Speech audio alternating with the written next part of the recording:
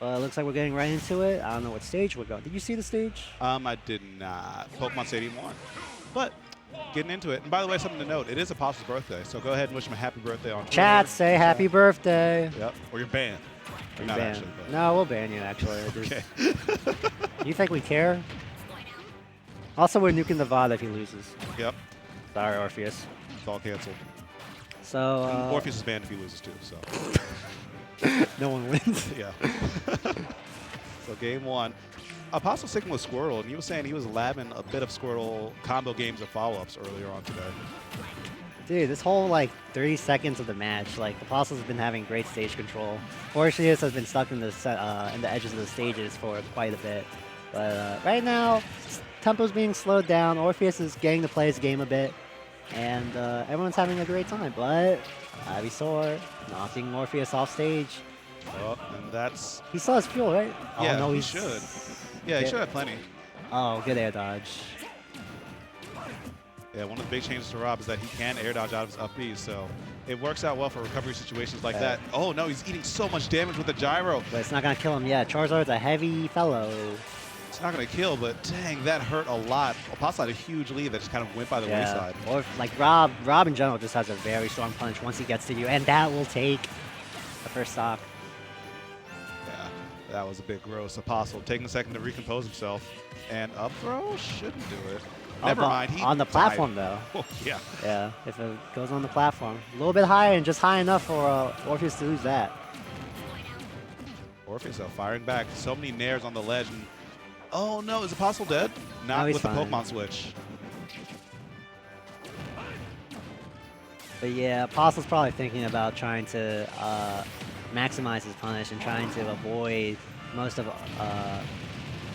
Rob's just punish in general. That's just... It's so scary when Rob gets that first hit because he can just go off so ham. Oh, and that's still hit? Wow, I actually sent him away. Yeah, it'll always send you in the direction that Rob's facing, so you get hit from behind, you'll just get sucked in and spit out on the other side. Nasty. Yeah. Although Aposl with a big opportunity here, if he hits a back air right at the ledge here, he should actually get the kill. Playing it safe, throwing him off stage, and that playing it safe it was because he got the fair to finish off that stock, even though Orpheus wasn't at too high %. Yeah, he died at 80 after the hit. I'm very surprised that killed. Charizard doesn't skip on day. Nope. I mean, when they're that tiny, you really can't. Yeah. You skip arm day once, you lose. Jesus, you're just looking at the suppression. Orpheus just covering so many options for Charizard to get back on stage, but Charizard finally getting back on stage.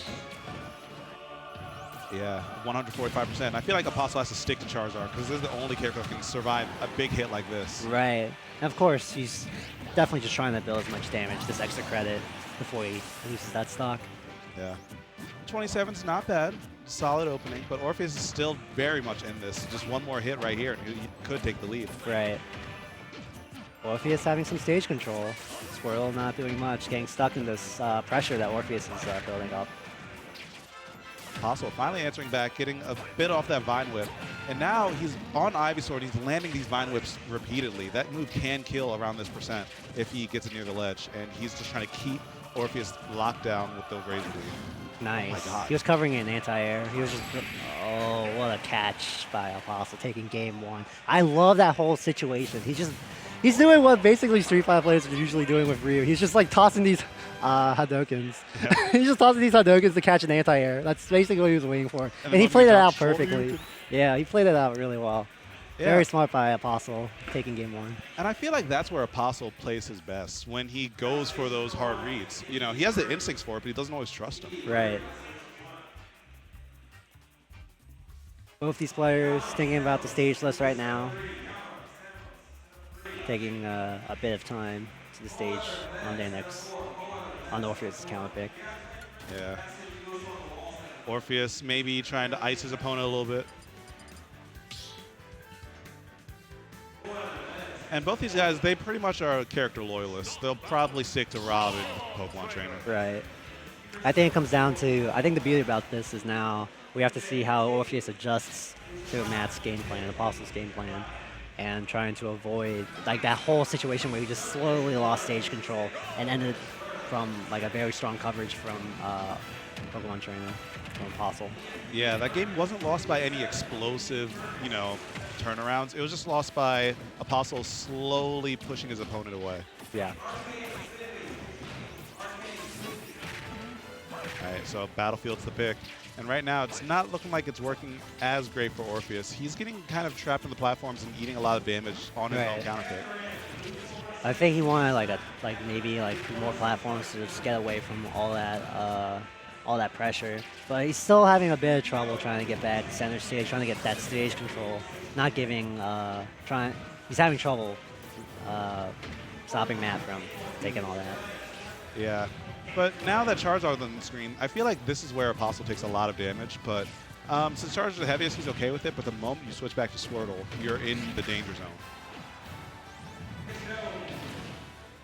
Orpheus with a high recovery. Going to get a great punish with that back air.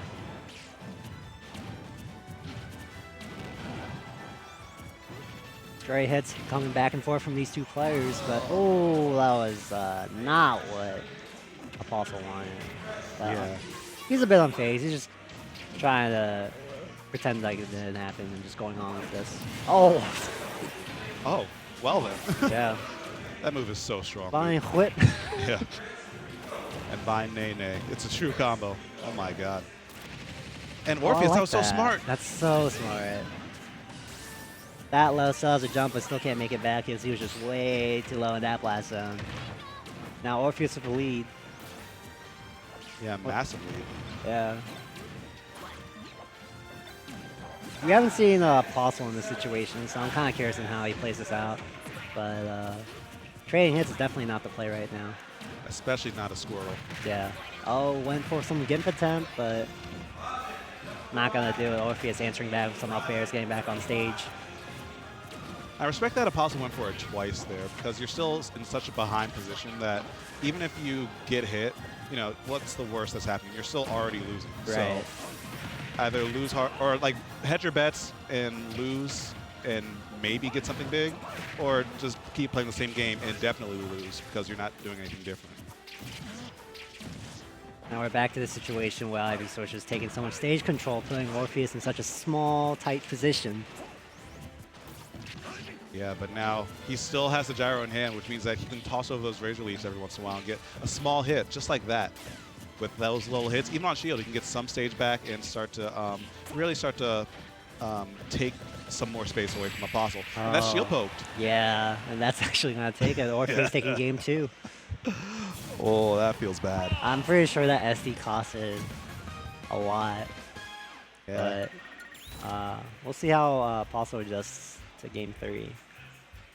Yeah, it cost him a lot, but also I feel like he was at 120 something when he SD'd, but he still, wasn't able to make it back. Yeah. Definitely taking his time thinking about the selection right now. Probably thinking throughout the whole game too, just to fine-tune the mistakes he did so that he doesn't, he avoids them.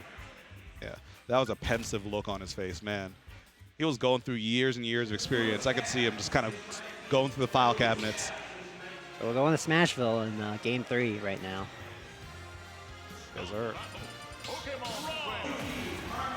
Still starting with the Squirtle. I think Smashville is a pretty decent pick because it definitely limits Rob's aerial options, especially when he's because Orpheus hasn't shown he actually can get out of those situations well. If he does get out there and either Matt missed an option, Aposl missed an option, or Orpheus picked the right option. I don't know.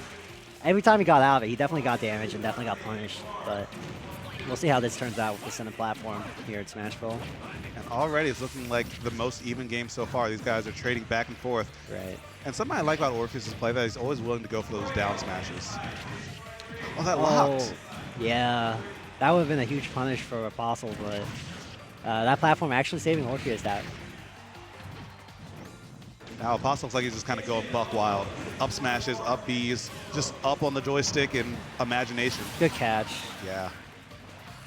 It was also safe too, because because he was about to touch the ground the moment the fair hit. So. Oh no. Oh, that's not how you want to start. Yeah, even though Withdrawal does have invincibility, or not really invincibility, but like super arm on it, if you take a hit and get sent down, you will have a hard time recovering because it's just such a long animation on it. Right. I've been noticing Orpheus has like a very standard tempo on throwing his moves out, especially during offstage situations. So Matt's been able to get, Aposl's been able to get back on stage a lot easier than what you probably expect, since Orpheus isn't really being unpredictable. So. Yeah, I'm expecting to see a down air from Ivysaur any minute if Aposl catches on to that tempo.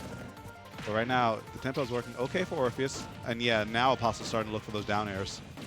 Will he have enough fuel? Okay, yeah, he will. Yeah, what am I saying? It's Rob. Very interesting mix of definitely reactable on which side he's going. Oh, what a catch! Yeah. What a catch! And that's what I was waiting for. Like you said, Orpheus does have a predictable tempo when it comes to recovering. So, Ivysaur, you were talking about that down air at the start of the set.